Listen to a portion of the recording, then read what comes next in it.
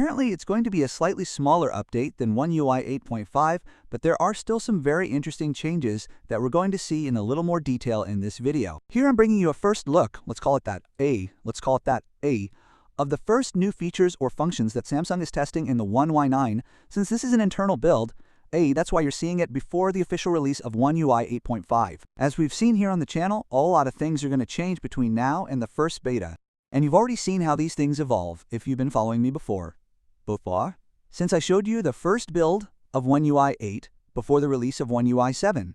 We also saw it with One UI 8.5 before the release of One UI 8, and right now we're seeing it with the One UI 9 before the release of One UI 8.5.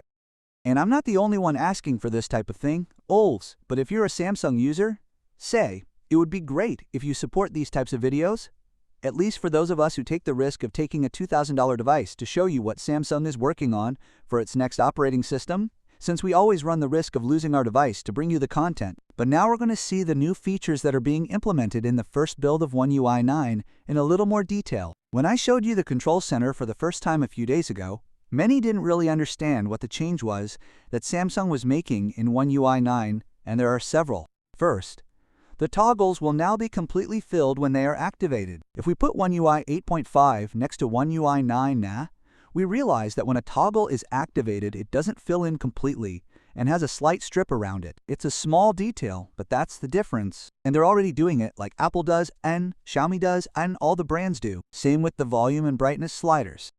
Now the padding will take up the entire width of the slider, or there won't be any gaps, which for me personally looks much better and more finished than what we had in One UI 8.5.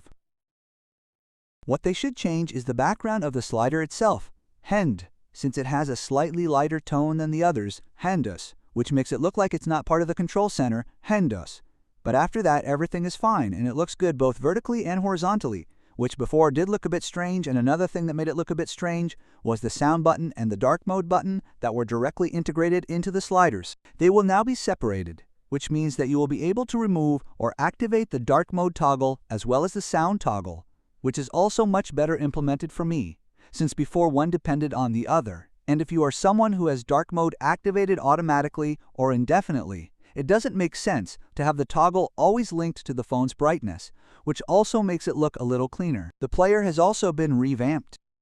And when we are listening to music, the buttons to fast forward, pause, or rewind the song will be inside a circle. They will not be in the space as they were before, and we will now have a slight gradient on the cover from bottom to top that makes the buttons a little more legible.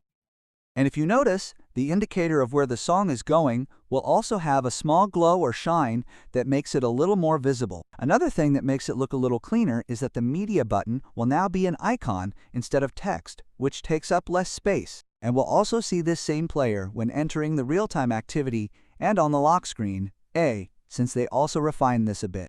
And when we're looking at the Now bar, we realize that we now have Samsung's iconic playback animation now on the small card without needing to enlarge it. And when we enlarge it to see the full cover of the music, the controls, apart from being inside a circle, won't have the background box, which makes it look much cleaner and much simpler. And the truth is that it looks very good, since in One 8.55 it didn't make much sense to have the box at the bottom, since we had blur.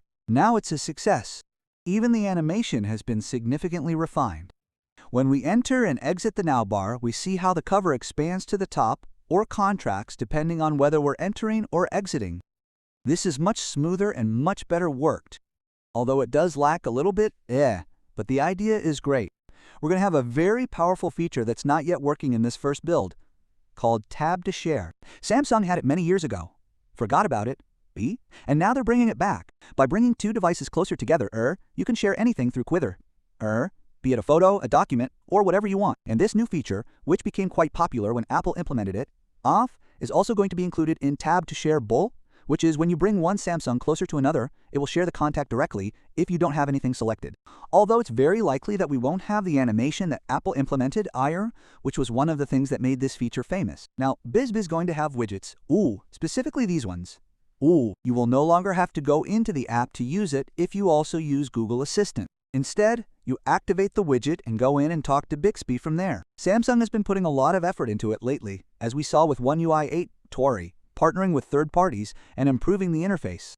However, it is very likely that we will end up using Gemini and leaving BIS behind. As always, there is a small detail in the Gallery app when we see a screenshot that we have taken on our device.